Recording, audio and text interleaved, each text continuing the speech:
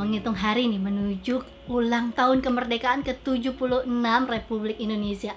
Aduh, pasti nggak sabar nih ya, udah kangen nih sama seru-serunya, ngumpul-ngumpulnya, lomba-lombanya, balap karung ya nggak, terus masukin paku, makan kerupuk. Eits, tunggu dulu, harus ditunda nih kumpul-kumpulnya demi kesehatan kita bersama. Tapi nih, walau kita nggak bisa merayakan seseru tahun-tahun sebelumnya, kita tetap bisa menyebarkan semangat kemerdekaan dan juga semangat saling bantu. Sama nih kayak narasumber hari ini, kita sudah kedatangan Mas Jamaluddin. Halo Mas, apa kabar? Halo, alhamdulillah kabar baik. Alhamdulillah. Nah teman-teman, Mas Jamal ini adalah salah satu penerima apresiasi Satu Indonesia Award tahun 2017 di bidang pendidikan dari Goa, Sulawesi Selatan. Nah Mas Jamal ini menggagas program Rumah Koran, di mana ini adalah sebuah gerakan mencerdaskan anak petani untuk memberantas buta huruf di Desa Kanrea Pia, Sulawesi Selatan. Tapi nggak cuma itu aja teman-teman, di masa pandemi kayak gini melalui Rumah Korannya Mas Jamal nggak tinggal diem. Kabarnya nih, Mas Jamal menginisiasi gerakan petani sedekah sayur. Dan bahkan sekarang sudah berhasil menyumbangkan 50,7 ton sayur ke warga yang terdampak pandemi di Sulawesi Selatan. Wow, keren banget gak sih? Nah tapi nih sebelum kita tanya-tanya lebih jauh, Mas Jamal ini juga kan mendirikan Rumah Koran nih untuk wadah edukasi anak-anak petani di Goa sana. Nah Mas, mungkin bisa diceritain nih programnya seperti apa sih? Apakah memang dikhususkan untuk anak-anak petani saja kah? Jadi Rumah Koran ini kan dia sebenarnya gerakan literasi, bagaimana gerakan ini mencerdaskan anak petani. Sehingga mulai dari anak petani, pemuda tani, dan petani tua itu sendiri, bagaimana kita mampu membawa pertanian ini jauh lebih menarik, modern, dan lebih keren. Nah, tentu melalui sedekah sayur, kami ingin melahirkan para petani-petani yang dermawan. Wow, keren ya Mas ya. Nah, kira-kira nih sejauh ini kontribusi sama hasilnya dari Rumah Koran untuk masyarakat petani di Sulawesi Selatan tuh apa aja sih Mas? Kami ingin melahirkan para petani-petani yang dermawan. Sehingga di tengah COVID-19 ini kami ingin membuktikan bahwa para petani itu bisa eksis dan mampu memperlihatkan kemampuannya mereka, bahwa di tengah penyakit apapun, wabah apapun, bencana apapun, para petani bisa tampil di situ dan bisa hadir di situ untuk memberikan kontribusi positif, membantu sesama. Oke, nah Mas, kalau selama masa pandemi gini nih, kegiatan belajar mengajarnya gimana tuh? Kan pasti ada tantangan tersendiri nih buat Mas Jamal. Kegiatan-kegiatan literasi selama ini, bagaimana pertanian bisa maju. Nah, di tengah COVID ini kita membuktikan bahwa inilah hasil daripada literasi yang kita lakukan. Tentu bagaimana kita bisa menjadi petani dermawan, petani literasi yang bisa berkontribusi. Oke. Nah, balik lagi nih soal program sedekah sayur. Di saat yang sulit nih untuk semua orang nih kayak gini, kenapa akhirnya Mas Jamal terpikirkan dan akhirnya keluar nih ide untuk mencetuskan program ini?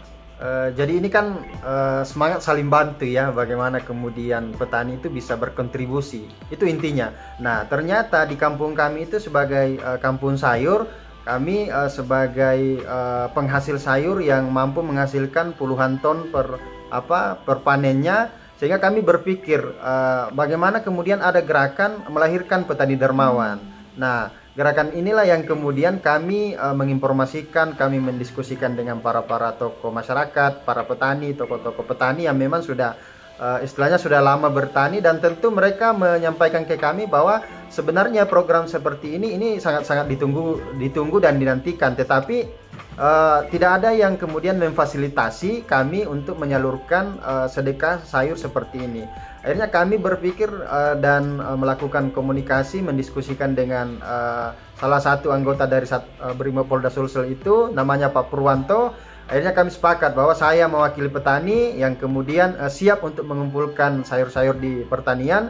Kemudian dia siap untuk kemudian meminta izin dan difasilitasi oleh Pak Komandan Sat Brimob, difasilitasi mobil, kendaraan, kemudian kami sama-sama menjemput dan setelah terkumpul akhirnya kami salurkan ke Kota Makassar. Wow, sebuah gerakan atau kolaborasi yang ciamik ya Mas Jamal ya. Nah kabarnya kan sampai saat ini sudah terkumpul nih 50,7 ton. Itu kan banyak ya, maksudnya dengan angka yang gak sedikit gitu. Gimana sih awal gerakannya Mas sampai bisa terkumpul sebanyak 50,7 ton ini? Ternyata di sepanjang jalan itu karena mereka melihat ada proses penjemputan, pengangkutan ke atas mobil, akhirnya mereka juga tergugah hatinya, ingin juga menyumbangkan.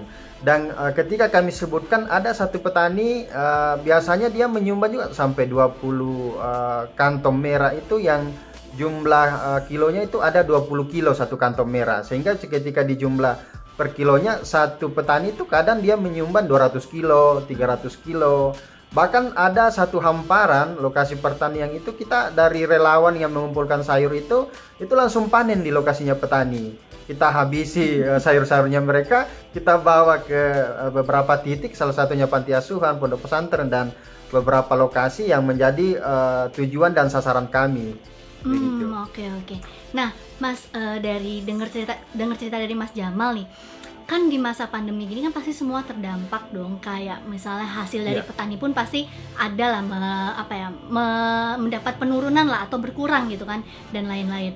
Nah, tapi gimana nih Mas Jamal meyakinkan mereka? Karena pasti di awal ada kesulitan dong. Nah, itu bisa diceritain tuh Mas Jamal gimana? Nah, salah satu caranya itu adalah setiap waktu tentu kami perlu mendokumentasikan, mulai dari pengambilan di jalan, kemudian ketika terdistribusi, bahkan kami juga kadang-kadang mengambil testimoni dari dari penerima, supaya ini bisa menjadi sebuah jawaban, sebuah pertanggungjawaban bahwa sayur yang diambil dari petani itu benar-benar sampai ke mereka. Dan dari situlah kemudian dari para penyumbang ini, dari petani ini kemudian melihat, yakin bahwa memang sayur-sayur yang kita ambil itu sampai di mereka. Jadi ada sebuah cara kemudian memberikan keyakinan ke mereka. Dan memang di Rumah Koran ini sendiri kan kami punya lokasi percontohan sendiri, dan dari awal kita mulai dari sana. Dan dari situ kemudian para petani tergugah hatinya, ingin juga terlibat, ingin menyumbangkan, dan mereka berdoa sebenarnya.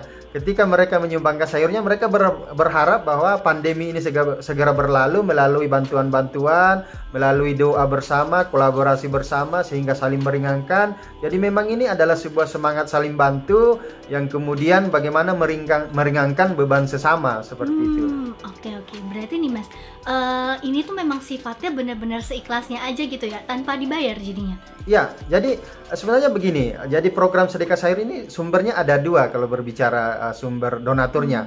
Pertama itu dari petani sendiri yang berupa sayur, tetapi ketika juga ada donatur yang sifatnya dia bukan petani tapi ingin juga terlibat, biasanya mereka berupa uang.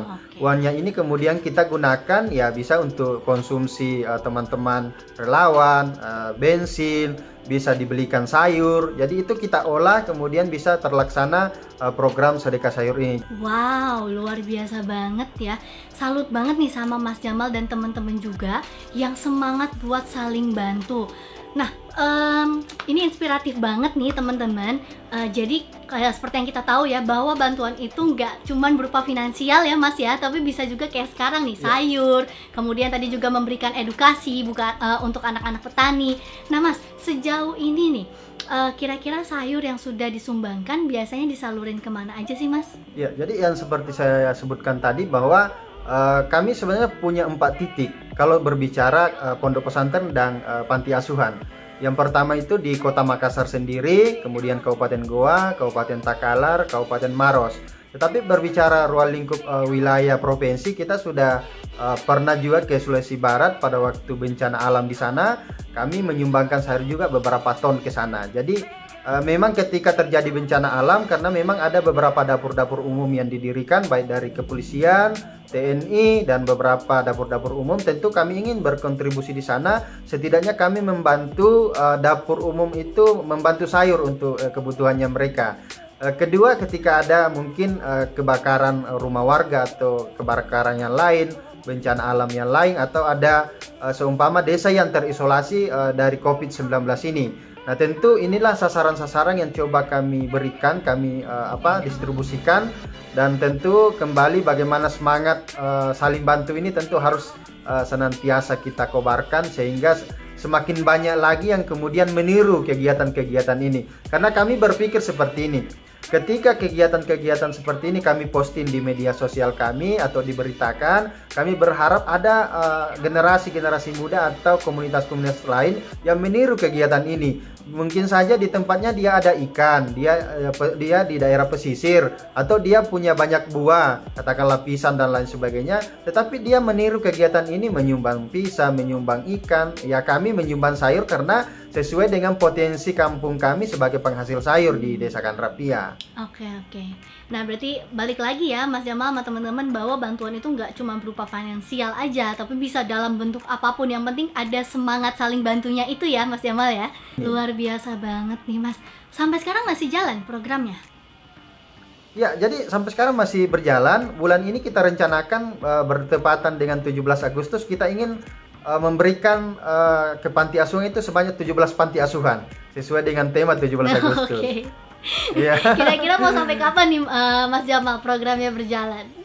Kalau komitmen dari para relawan dan teman-teman ya sepanjang program ini dijalankan, sepanjang komunitas ini berjalan, kita akan berupaya bagaimana tetap membantu para panti asuhan, para pondok pesantren dan tempat-tempat yang memang membutuhkan, karena kita setiap waktu memang menghasilkan sayur di tempat kami di Desa Kanrapia ini, di Kampung Berseri Astra. Ya, alhamdulillah juga pada tahun ini kita bisa lolos dan bisa menjadi Kampung Berseri Astra. Tentu kita akan bersama Astra akan memajukan desa ini dan berkontribusi untuk lebih luas lagi melalui sedekah sayur ini. Oke Mas Jamal, kalau tadi kan kita udah bicara nih soal program, terus kontribusinya apa aja, terus tadi juga kita udah denger ya semangat dari para petaninya tuh antusias banget gitu. Nah, sekarang aku pengen denger nih dampak positifnya bagi kecamatan Mas Jamal di sana tuh gimana sih, baik untuk masyarakat dan petani yang udah membantu ini? Ya, pertama itu tempat kami itu disoroti dalam hal positif.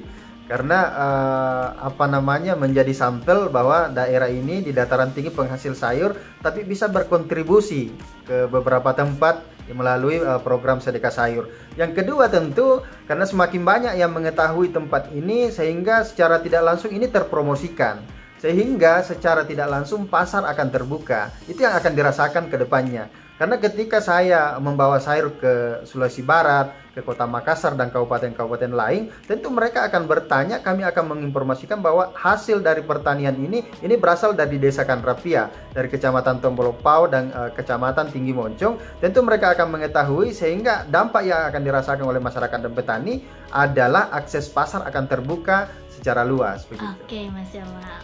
Wah, luar biasa nih, aku salut banget sama Mas Jamal sama temen-temen. Maksudnya apa ya, di tengah pandemi gini tuh masih ada semangat saling bantu ya buat warga-warga terdampak. Nah Mas Jamal, aku pengen nanya nih yang terakhir nih, sebenarnya seberapa penting sih Mas kita harus tetap semangat saling bantu walaupun kondisi kita sendiri tuh nggak ideal ya untuk membantu ya sebenarnya, karena kan mengingat pandemi ini tuh berdampak bagi semua golongan, kalangan gitu. Kalau saya kan tetap berpedoman ya kepada bagaimana kemudian manusia itu bisa bermanfaat. Jadi sebaik-baik manusia kan adalah bagaimana dia bisa bermanfaat untuk orang lain. Di mana mereka tetap eksis di lahannya mereka, melakukan budidaya dan akhirnya mereka menjual. Dan tentu pertanian ini memang di masa apapun itu tentu dibutuhkan. Olehnya itu memang kita bangga sebagai petani yang lahir dari sini karena memang memiliki potensi alam yang sangat luar biasa. Sehingga kalau berbicara bagaimana kemudian senantiasa kita bermanfaat, ya salah satunya ini adalah memang kita ingin membuktikan bahwa kami yang ada di desa, kami yang ada di pertanian di dataran tinggi Kabupaten Goa Sulawesi Selatan ini itu bisa terlihat dan bisa membantu setidaknya melalui kebutuhan dapur di kebutuhan sayurnya mereka begitu. Nah, bener banget tuh teman-teman, penting banget ya buat kita itu tetap semangat untuk saling bantu nih buat sesama kita yang membutuhkan, karena semangat saling bantu ini bisa menumbuhkan rasa optimisme, kemudian menumbuhkan juga harapan yang baik untuk masa depan. Mas Jamaluddin, makasih banget buat sharingnya soal kontribusinya nih dalam membantu masyarakat pandemi. Wow, luar biasa sekali ya. Semoga ini juga programnya bisa terus berjalan dan bahkan bisa jadi inspirasi nih buat semua yang nonton ya, dan menimbulkan lagi nih sumbangan-sumbangan sayur atau mungkin sumbangan-sumbangan hasil alamnya ya di lingkungan yang lain ya, di daerah yang lain, Mas Jamal. Siap, amin. Nah, memperingati Hari Kemerdekaan ke-76 Republik Indonesia, Astra mengajak kamu untuk ikut berkontribusi dalam gerakan Semangat Saling Bantu untuk bisa jadi motivasi dan juga meningkatkan kepedulian kita terhadap sesama. Bertepatan sama hal ini juga, Astra pengen ngajak kalian nih untuk ikut menebar semangat saling bantu dengan berbagi pesan semangat ataupun informasi mengenai bantuan apapun yang bisa kalian sebarkan atau kalian informasikan kepada sesama yang terdampak pandemi COVID-19. Nah, satu postingan kalian nanti akan Astra konversikan menjadi satu paket bantuan yang akan didonasikan bagi warga Indonesia yang terdampak COVID-19. Dan jangan lupa juga sertakan hashtag semangat saling bantu dan tag serta mention @1Indonesia di feed Instagram kalian, kemudian di Twitter atau TikTok, serta semangat Astra Terpadu di Facebook. Nah, selain itu aku juga mau ngajak kalian nih untuk sharing momen atau pengalaman versi kamu dalam semangat saling bantu di masa pandemi ini melalui kolom komentar. Dan jangan lupa ya, sertakan juga hashtag semangat saling bantu. Nanti 30 cerita terbaik yang terpilih berhak mendapatkan GoPay masing-masing Rp100.000. Dan pemenangnya akan diumumkan di IG 1 Indonesia, jadi pastikan follow, jangan cuma di stalking aja ya, tapi follow juga @1Indonesia. Thank you for watching, dan jangan lupa untuk like, comment, dan subscribe YouTube channel kita di 1 Indonesia. Bye-bye!